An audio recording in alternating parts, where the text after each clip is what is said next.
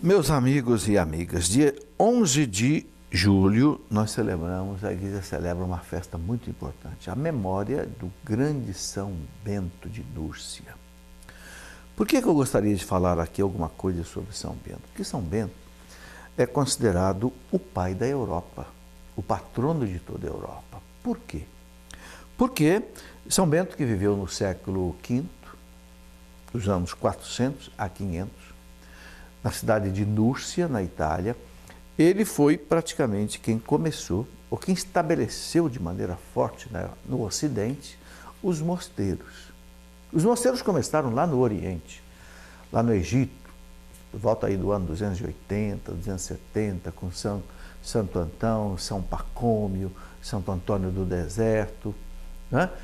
E os mosteiros, os chamados monastérios, alguns também eremitérios é quando tem um monge só vivendo sozinho, vieram para o Ocidente. E quem implantou com muita força no Ocidente foi São Bento de Núrcia, que começou numa região chamada Subíaco, na Europa, na Itália, no sul da Itália, começou os seus mosteiros. Ele estabeleceu 12 mosteiros, cada um com 12 monges, copiou mais ou menos os 12 apóstolos. Só que São Bento teve uma série de problemas aí no Subíaco, ele foi inclusive perseguido pelos próprios monges que muitas vezes não aceitavam a regra que ele tinha colocado, e era uma regra muito humana. Ele acabou mudando dali, para não ter assim confusão, mudou, né? E criou um mosteiro muito maior, né? Em Monte Cassino, na Europa, na Itália, e os seus mosteiros se espalharam por toda a Europa. E até hoje nós temos os nossos monges beneditinos, em São Paulo, no Rio de Janeiro, os monges de São Bento, né? Uma congregação belíssima. E São Bento deixou uma regra de vida muito boa, baseada principalmente em duas coisas: a oração e o trabalho. O lema dele era esse: ora et labora, que quer dizer em latim, reza e trabalha. Então o monge beneditino, no mosteiro, divide o dia praticamente em 3 partes de 8 horas. 8 horas do dia é para as necessidades físicas, dormir, comer, tomar banho, etc, etc. 8 horas é para rezar e 8 horas é para trabalhar. E ele intermeia a oração com o trabalho. A cada 3 horas de trabalho, de estudo, eles param, vão para a capela e rezam a liturgia das horas. É uma vida muito assim consagrada a Deus, né?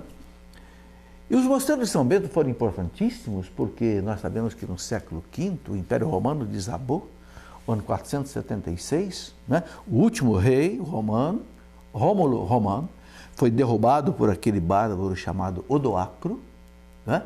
Um bárbaro da etnia dos Érulos, e Roma ficou ao Deus dará. A Europa se transformou num mosaico de povos bárbaros, lutando uns contra os outros, destruindo tudo. E quem é que segurou essa civilização de pé? Foi exclusivamente a Igreja Católica. A Igreja Católica foi a única instituição que ficou de pé diante da avalanche dos bárbaros. Por quê? Porque principalmente tinha os mosteiros de São Bento. Porque os monges captaram os bárbaros ali, educaram os bárbaros, ensinaram os bárbaros a se tornarem sedentários, a plantar, a cuidar da agricultura, a cuidar até da mineração, a cuidar do gado, a cuidar de outras coisas. E os bárbaros foram sendo evangelizados e educados. E também a igreja tinha o Papa, a igreja tinha os bispos. Então, por causa dessa força da igreja, principalmente junto com os mosteiros de São Bento, os beneditinos, a igreja conseguiu fazer durante 6 séculos, praticamente do século V até o século XI, toda a evangelização dos bárbaros, e chegou naquilo que nós chamamos de cristandade da Idade Média, onde toda a Europa se tornou cristã. Trabalho de quem? Dos monges, que cuidaram da doutrina, cuidaram dos estudos, cuidaram das pesquisas, fizeram tudo que era feito pelos monges, né?